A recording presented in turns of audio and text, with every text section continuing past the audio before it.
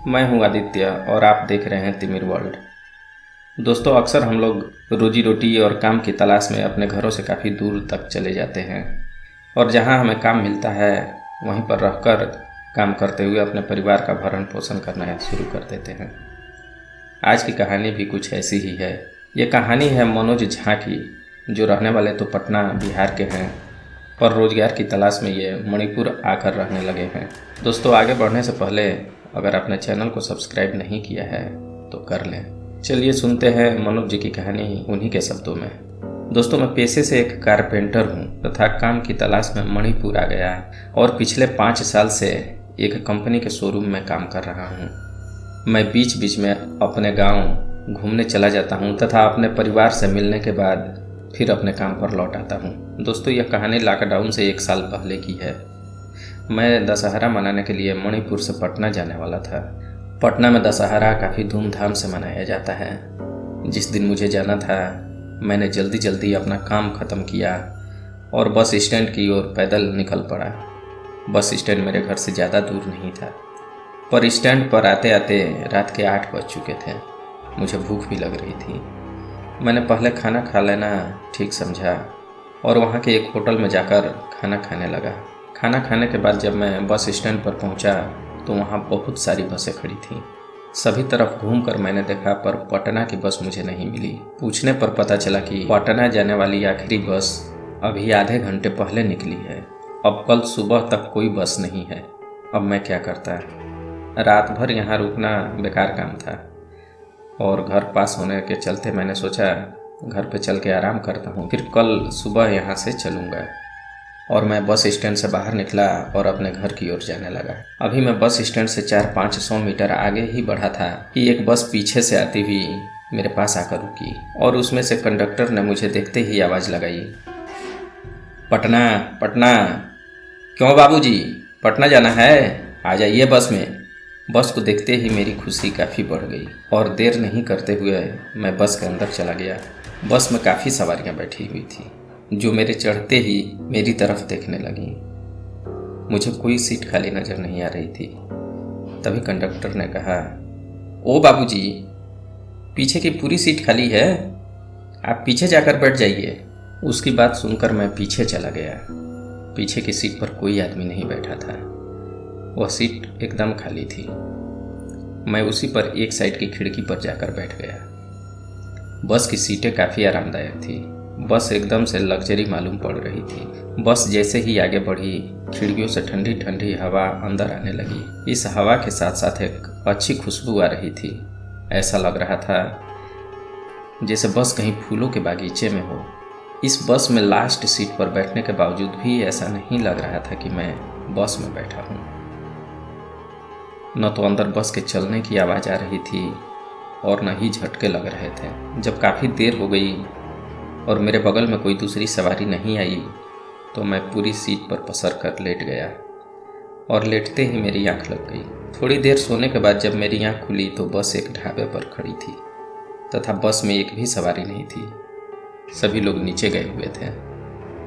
मैं भी बस से नीचे उतर आया। इस वक्त रात के 1 बज रहे थे। मैं फ्रेश होने के लिए चला गया और जब वापस आया तो ढाबे पर ठीक इसी तरह की 2 और बसें आकर खड़ी थी। मुझे यह देखकर काफ़ी आश्चर्य हुआ कि सभी बसें हूबहू एक दूसरे से मिल रही थी। उन्हें देखकर पहचान पाना काफ़ी मुश्किल था। मैं किस बस में था मुझे भी पता नहीं लगा। जब मैं पूरी तरह से कंफ्यूज हो गया तो इस बस के बाहर ही टहलते हुए इंतज़ार करने लगा कि जब कंडक्टर आएगा उस वक्त पता चलेगा कि कौन सी बस मेरी है। तभी कंडक्टर की आवाज़ मेरे कानों में गई, अरे ओ बाबूजी, चलना नहीं है? मैं कब से आपको ढूंढ रहा हूँ। मैं जैसे ही पीछे पलटा मैंने देखा कि बस पूरी तरह से भरी हुई है और कंडक्टर मुझे बुला रहा है, पर इतनी जल्दी बस में लोग कहाँ से आ गए? अभी तो पूरी बस खाली थी। ये सोचता हुआ मैं बस में चढ़ गया और मेरे बस में चढ़ते ही बस चल पड़ी और मैं पीछे अपनी सीट की तरफ बढ़ने लगा। तभी एक सीट पर बैठा 8-9 साल का एक छोटा बच्चा मुझे देखकर एक भयानक हंसी हंसने लगा।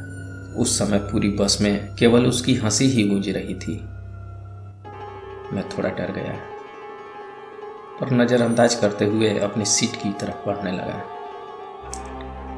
आगे बढ़ते ही एक सीट पर बैठे एक आदमी ने मेरा हाथ पकड़ लिया और जब मैंने उसकी तरफ देखा तो मेरे होश उड़ गए। मेरे मुंह से निकला, अरे बाप रे। उसके सिर की जगह पर केवल हड्डियों का ढांचा था। उसने हंसते हुए पूछा, क्या हुआ? पर पलक झपकते ही वो आदमी फिर से अपने पुराने रूप में आ चुका था। मैं पहले से तो डरा हुआ था ही, अब और डर गया। मुझे मेरी आंखों पर यकीन नहीं हो रहा था कि क्या हो रहा है। मुझे ये सब एक वहम की तरह लग रहा था। मैं तुरंत अपनी सीट पर जाकर बैठ गया। मेरे बैठते ही बस की लाइटें बंद हो गईं और बस में लगी एलसीडी चालू हो गई। मुझे लगा चलो अब शायद कोई पिक्चर चलेगी और आगे का सफ़र आराम से कट जाएगा। एलसीडी पर बस का कंडक्टर नज़र आने लगा और उसने कहा, मौत की इस बस में आपका स्वागत है। आप अपनी ज़िंदगी की अंतिम यात्रा कर रहे हैं और अगर आप जिंदा हैं तो मरने के लिए तैयार हो जाइए, क्योंकि अब यह बस न तो कहीं रुकेगी और न ही आप नीचे उतर सकते हैं। उसके ऐसा कहते ही एलसीडी ऑफ हो गई और वह फिर से बस में अपने जगह पर नजर आने लगा। उसका चेहरा काफ़ी डरावना हो चुका था। चेहरा उसका बुरी तरह से जला हुआ था। उसके दांत लंबे लंबे हो चुके थे तथा उसके चेहरे से टपकता हुआ खून साफ नजर आ रहा था। ये सब मंजर देखकर मैं एकदम भयभीत हो गया और मुझे यकीन हो गया कि मैं किसी बहुत बड़े मुसीबत में फंस चुका हूँ। अब पूरे बस में लोगों के रोने और कराहने तथा चीखने की आवाज़ें गूंज रही थी। उस बस में बैठे सभी लोग बुरी तरह से तड़प रहे थे, पर मैं एकदम ठीक था तथा अपनी सीट पर बैठा हुआ था। लोगों की चीख और चिल्लाने की आवाज़ के साथ ही खिड़की के बाहर से एक बहुत तेज बदबू, जैसे किसी लाश के जलने की बदबू आती है, महसूस होने लगी। इसके बाद किसी चीज़ के सड़ने की बदबू आने लगी। वो इतनी तेज थी कि सहन करना मुश्किल था। बस के लोग जो चीख और चिल्ला रहे थे, तड़प रहे थे, एक एक कर शांत होने लगे। लग रहा था मानो मर गए हों। जल्द ही पूरी बस एकदम से शांत हो गई और सभी पैसेंजर नीचे मरे हुए बिखरे पड़े थे। ये सब देखकर मैं अब इतना भयभीत हो गया कि मेरे पैर कांपने लगे। मैं बदहवास होने लगा। अब मुझे कुछ भी समझ में नहीं आ रहा था कि मैं क्या करूं या अब मुझे क्या करना चाहिए। तभी उनमें से नीचे लेटा हुआ एक आदमी मेरी तरफ हाथों से इशारा करते हुए बोला, अरे ये तो अभी जिंदा है। उसके ऐसा कहते ही मरे पड़े सभी लोग खड़े होने लगे और मेरी तरफ देखने लगे। उनमें से एक बोला, मारो इसे, और सभी मेरी ओर बढ़ने लगे। तभी एक ने मेरी तरफ एक डंडा चलाकर मुझे मारा, जो मेरे सिर से टकराकर नीचे गिरा। मुझे बहुत तेज की चोट लगी और मेरे सिर से खून टपक कर नीचे गिरने लगा।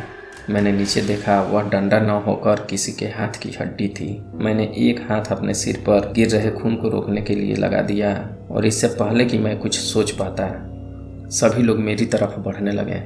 उनकी चाल से ऐसा लग रहा था मानो सभी के पैर की हड्डियां टूट गई हों।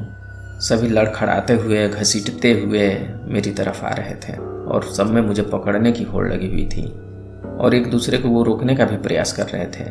ऐसा लग रहा था मानो जो मुझे पकड़ेगा उसे कोई ट्रॉफी मिलेगी और इस गेम का विजेता उसे घोषित किया जाएगा। तभी बगल की सीटों के ऊपर से भी लोग चढ़कर मेरे पास आने लगे। मुझे अब दूसरा कुछ भी समझ में नहीं आ रहा था। ऐसा लग रहा था मानो मेरी मौत काफ़ी नज़दीक हो और मैं अपनी मौत का इंतजार कर रहा हूँ। जान बचाने का अब मुझे कोई उपाय नहीं सूझ रहा था। मेरे बचने की उम्मीद एकदम नहीं बची थी। तभी मेरी नज़र खिड़की की तरफ गई जिसके शीशे मैंने आगे की तरफ सरकाए हुए थे। इससे पहले कि उनमें से कोई मुझे पकड़े, मैंने खिड़की से कूदना उचित समझा और बाहर कूदने के लिए मैंने अपना आधा शरीर खिड़की से बाहर निकाल लिया। पर यह क्या, नीचे तो ज़मीन दिखाई ही नहीं दे रही थी। ऐसा लग रहा था मानो बस हवा में उड़ रही हो। अभी भी मेरा दोनों पैर बस के अंदर था। तभी किसी ने मेरे एक पैर को पकड़ लिया और मुझे अंदर की तरफ खींचने लगा। मैंने अपनी पूरी ताकत लगा दी और दूसरे पैर से उस व्यक्ति को मारा। मेरे मारते ही मेरा पैर उसने छोड़ दिया।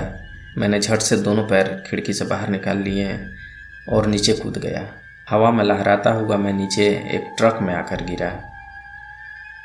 ट्रक में रुई लदे होने के कारण मेरी जान बच गई, पर मेरा एक पैर बुरी तरह से फ्रैक्चर हो गया। 2 महीने का वक्त मैंने बेड पर लेट कर बिताया। इसके बाद भी मेरे पैर में अब तक दर्द है और चलने में काफ़ी दिक्कत होती है। तो दोस्तों, ये थी मनोज झा जी की कहानी। अगर पसंद आई हो तो आप चैनल को सब्सक्राइब कर लें जल्द ही मिलते हैं फिर तिमिर वर्ल्ड के अगले अंक में एक नई कहानी के साथ। तब तक के लिए goodbye and take care.